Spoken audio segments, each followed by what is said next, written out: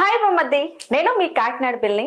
So చాలా అంటే చాలా ఈగర్ గా వెయిట్ చేస్తున్నారు. శివాజీ అన్న ఇంటర్వ్యూ ఎప్పుడు, శివాజీ అన్న ఇంటర్వ్యూ ఎప్పుడు అని చెప్పేసి నాకు కామెంట్స్ పెట్టారు. సో ఎట్టకేలకు శివాజీ అన్న ఇంటర్వ్యూ అయితే చేసేస్తున్నాను. సో బిగ్ బాస్ హౌస్ ని ఒక షేక్ చేసేసిన శివాజీ అన్నతో అయితే ప్రస్తుతం ఉన్నాము. సో ఎక్కువ ఇబ్బంది పెట్టకుండా మీకు ఏవైతే క్వశ్చన్స్ కావాలనుకున్నారో ఆ క్వశ్చన్ తగ్గ ఆన్సర్స్ నే నేను శివాజీ అన్నతో షేర్ చేసుకుంటాను. హాయ్ బామ్మద్ది, ఎలా ఉన్నారు సార్? బాగున్నా. ఓకే, సో బిగ్ బాస్ ఎలా ఉంది సార్ ఎక్స్పీరియన్స్? బిగ్ బాస్ అంటే అది కొత్త లోకం. నేను ఎక్స్పెక్ట్ చేయలేదు అంత గొప్పగా ఉంటుంది ఆ ఎక్స్పీరియన్స్ అనేది. సో మాటల్లో చెప్పలేము దాన్ని. అది ఇప్పుడు అంటే ఎవ్రీడే నేను వచ్చి 1 వీక్ అయింది కదా, ఎవ్రీడే మిస్ అవుతానే ఉన్నా. ఎవ్రీడే కళ్ళలో వస్తుంది బిగ్ బాస్. ఆ ఫైట్లు, ఆ గొడవలు, ఆ తలకాయ నొప్పులు అన్ని కూడా చాలా గొప్ప experience, life time experience. Life లో ఎవరికి కూడా ఇటువంటి అవకాశం రాదు, వస్తే మాత్రం వాళ్ళు లక్కీ. ఎక్స్పెక్ట్ చేశారా సార్ 15 వీక్స్ ఉంటారని? మీరు నా గురించి నాకు తెలుసు కాబట్టి నేను అనుకున్నాను 10 వీక్స్ ఉంది వద్దాంలే అనుకున్నా. ఇంట్లో వాళ్ళతో కూడా చెప్పాను, ఫస్ట్ వీకే వస్తావనే ఫీలింగ్ లో ఉన్నారు అందరూ. 10 వీక్స్ ఉంటాను, 10 వీక్స్ తర్వాత వచ్చేస్తాను, నేను ఉండను అంత టైం, నేను అక్కడ ఉండను.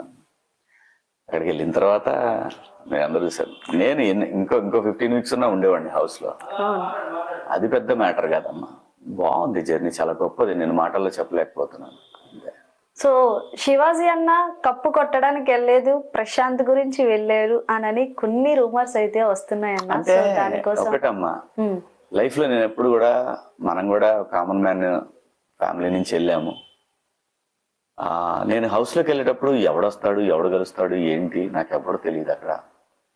సో మనకు కూడా రియల్ లైఫ్ లో బయట లైఫ్ లో కూడా అనుకోకుండా కొంతమంది పరిచయం అవుతారు, కొంతమంది దగ్గర అవుతారు. అలా దగ్గరైన వ్యక్తుల్లో ప్రశాంత్ ఒకడు, యావర్ ఒకడు, అంటే సోల్మేట్స్ లాగా తయారైపోయారు. అదొక లోకం. ఆ లోకంలో నాకు పరిచయమైన ట్రూ ఫ్రెండ్స్ అనుకున్నాను నేను వాళ్ళు.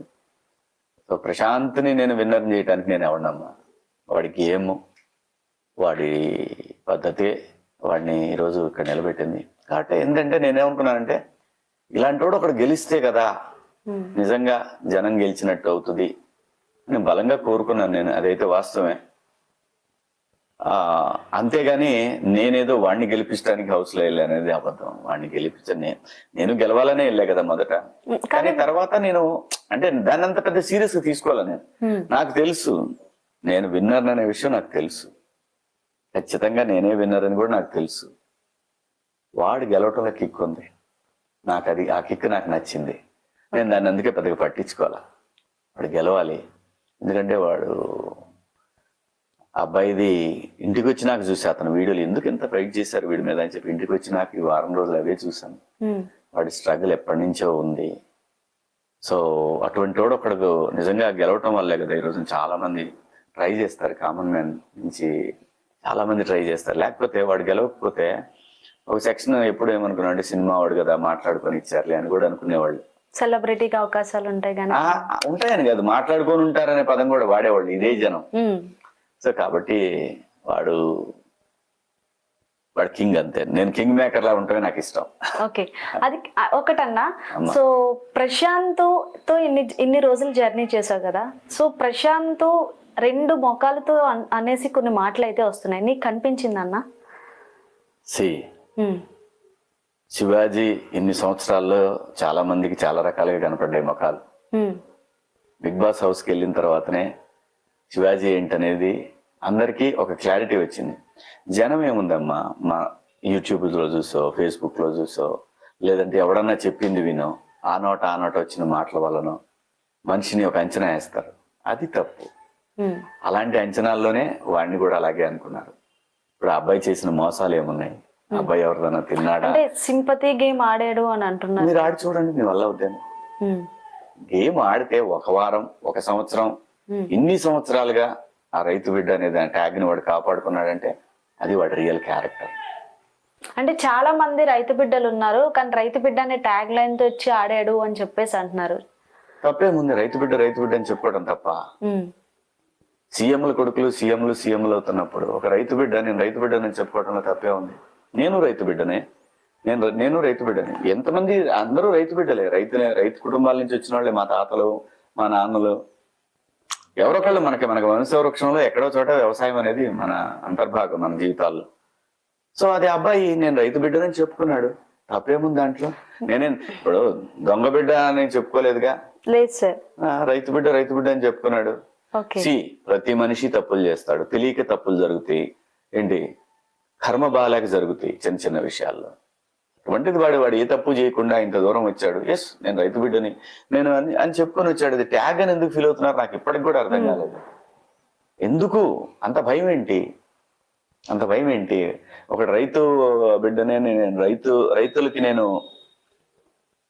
ఏమంటారు, నేను ఆ కమ్యూనిటీకి సంబంధించిన వాడిని, రైతు కమ్యూనిటీకి సంబంధించిన వాడిని చెప్పుకోవడం తప్పేంటో నాకు ఇప్పటికి కూడా అర్థం కావట్లేదు. దానికి రెండు ముఖాలేంటి?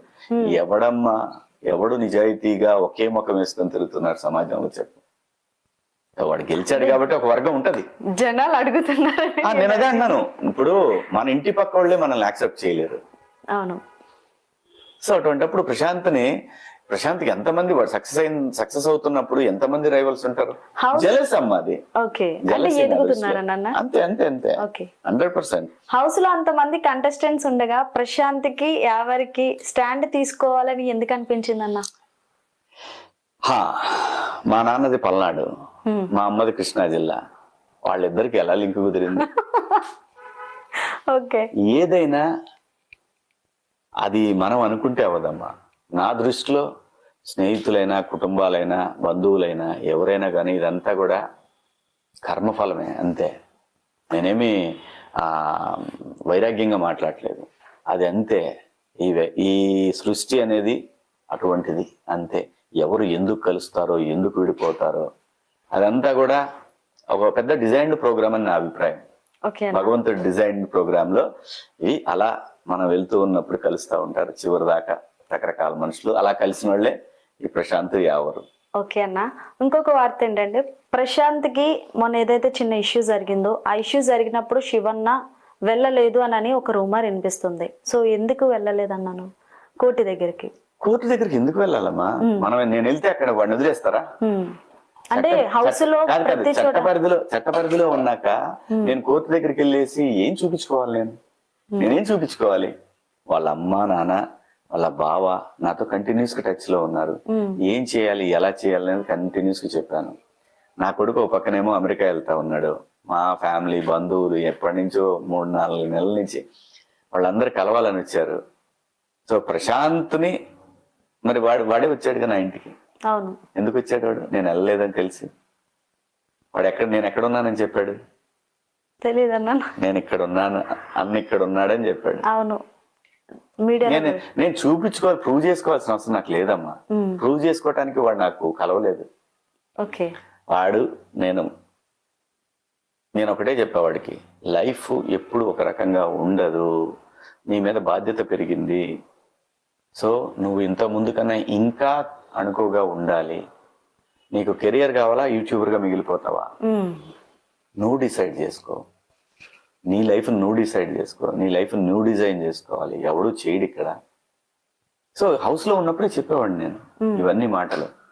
సో లైఫ్ లో ఎప్పుడు కూడా ప్రతి వాళ్ళకు కూడా, అందరి లైఫ్ లో కూడా ఒక పెద్ద ఆనందం జరిగితే వెంటనే ఒక విషాదం కూడా జరుగుతూ ఉంటుంది లైఫ్ లో. మన లైఫ్ లో అరే ఇంత బాగా జరిగింది అన్నప్పుడు ఈ చిన్నది ఎందుకు తెలియదు, ఓకే దిష్టి పోయింది వాడికి, ఏం కాదు. ప్రశాంత్ ఎక్కడున్నా, ఎలా ఉన్నా వాడి లైఫ్ ను వాడి లీడ్ చేయాలి. ప్రతిరోజు నేను వెళ్ళి లీడ్ చేయను కదా వాడి లైఫ్ ని. వాడికి నేను గైడ్ కాదు కదా. ప్రశాంత్ లైఫ్ కెరియర్ పోయింది అంటున్నారన్న, నిజంగా ఇక్కడ ఎవడి లైఫ్ ని డిసైడ్ చేసేవాడు, పోయిందని ఫీల్ అయ్యేవాళ్ళు మీరు ఎవర్రా బాబు? వాడి లైఫ్ పోయిందని చెప్పడానికి మీకేంటి సంబంధం? వాడు కష్టపడి నానా మాటలు పడి హౌస్ లో వాడు తినక, నాకు తెలిస్తే తప్ప, నేను అడిగితే తప్ప చెప్పేవాడు కదా తిన్నానో లేదో. సో చాలా వరకు మీకు కనపడేవి చాలా తక్కువ. వాడి స్ట్రగుల్కి వాడి లైఫ్ పోయిందని చెప్పడానికి మీరెవర్రా బాబు? వాడి లైఫ్ ఎలా ఉందో అది భగవంతుడు నిర్ణయిస్తాడు, మనం ఎవరం కాదు.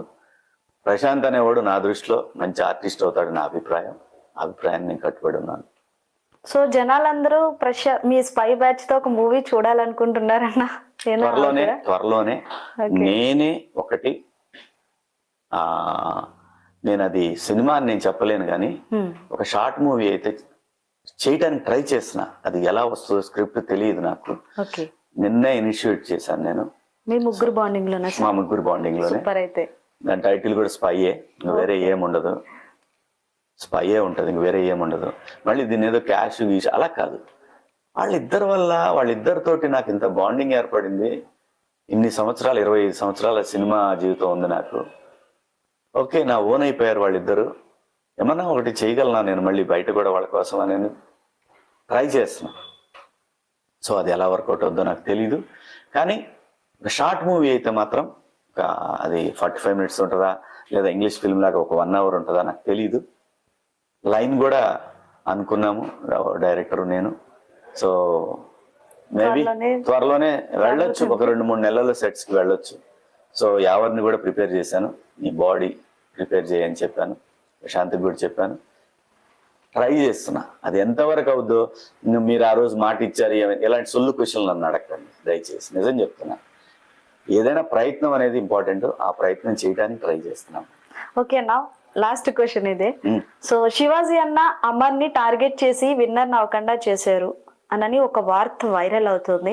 సో దాని మీద ఇంకొక మాట కూడా ఏంటంటే, నా కొడుకులకు కూడా చెప్తాను అమర్ అనేవాడిని నమ్మద్దు అని. అసలు ఏ సందర్భంలో ఆ వర్డ్ వచ్చిందన్న? అది సరదాగా అనుకున్నదమ్మా. వాడు అంత ముందు వాడు ఒకటి ఫీల్ అయ్యాడు, నేను నమ్ముకున్న వాళ్ళు నన్ను దెబ్బగొట్టారు, డెఫినెట్ గా ఖచ్చితంగా వాళ్ళు నేను వదలనన్నా, నామినేట్ అవ్వాల్సింది వాళ్ళు.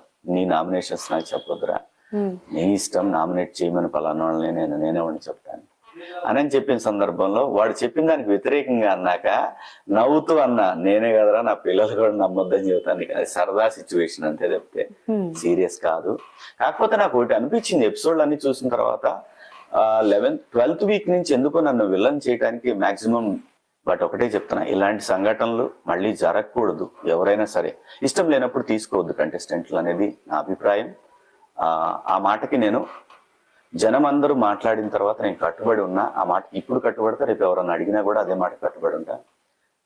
ఇంత గొప్ప సిరీస్ ని అలాంటి చిన్న చిన్న సిల్లీ ఇష్యూస్ తోటి కంట్రోల్ చేయాలనుకుంటే ప్రజలు అంగీకరించరు. దయచేసి అలాంటి ప్రయత్నాలు చేయకండి. ఎవరైనా సరే, అది ఏ సినిమా అయినా, అది టీవీ అయినా, ఎవరైనా సరే నా అభిప్రాయం ఇది. అలాంటి ప్రయత్నాలు జనం హర్షించరు. సరే నువ్వు అడిగిన క్వశ్చన్, అమర్ నేను ఎందుకు టార్గెట్, నేను అసలు లేదు. అమర్, నేను ఎవరినైనా సరే అమ్మా నా లైఫ్ లో, నువ్వు నాతో సరదాగా ఉంటానంటేనే నీతోటి నేను ఫాలో అవుతా, లేదు అంటే నీ గౌరవం నీకు ఇస్తా, నా మర్యాద నేను కాపాడుకుంటా.